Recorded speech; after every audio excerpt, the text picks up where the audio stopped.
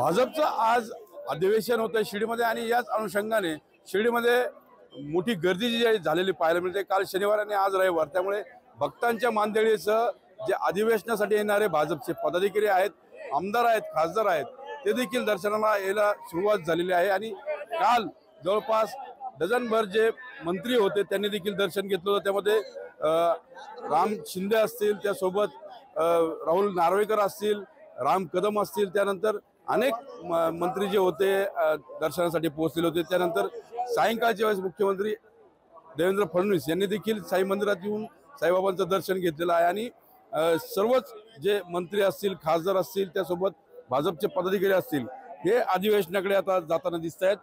खरं तर पहिले दर्शनासाठी हे सगळे पोहोचत आहेत आणि त्यानंतर सगळेजण अधिवेशनाला हजेरी लावणार आहेत।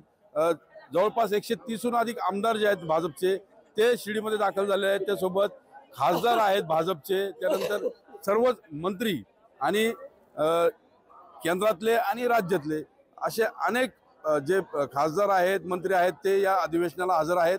आणि आज हे अधिवेशन पार पडते। मुख्यमंत्री देवेंद्र फडणवीस, त्यासोबत केंद्रीय गृहमंत्री अमित शाह हे देखील आज दर्शनासाठी साई मंदिरात येणार आहेत आणि नितीन गडकरी देखील पदाधिकाऱ्यांना मार्गदर्शन करणार आहेत। खरं तर पुढील ज्या आगामी स्थानिक स्वराज्य संस्थेच्या निवडणुका आहे त्या अनुषंगाने हे अधिवेशन पार पडते आणि विधानसभेला जसं घवघवीत यश मिळालं तसंच स्थानिक स्वराज्य संस्था असतील, महानगरपालिका असतील, या सगळ्या निवडणुकांमध्ये यश मिळावं या अनुषंगाने हे सगळं अधिवेशन जे आहे ते पार पडतंय। त्यामुळे आता वरिष्ठ नेते काय मार्गदर्शन करतात हे पाहणं महत्त्वाचं ठरणार आहे।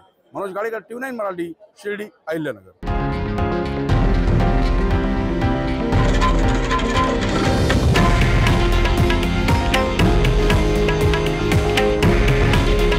हे आहे देशातील नंबर 1 न्यूज नेटवर्क आणि आपण पाहत आहात TV9 मराठी।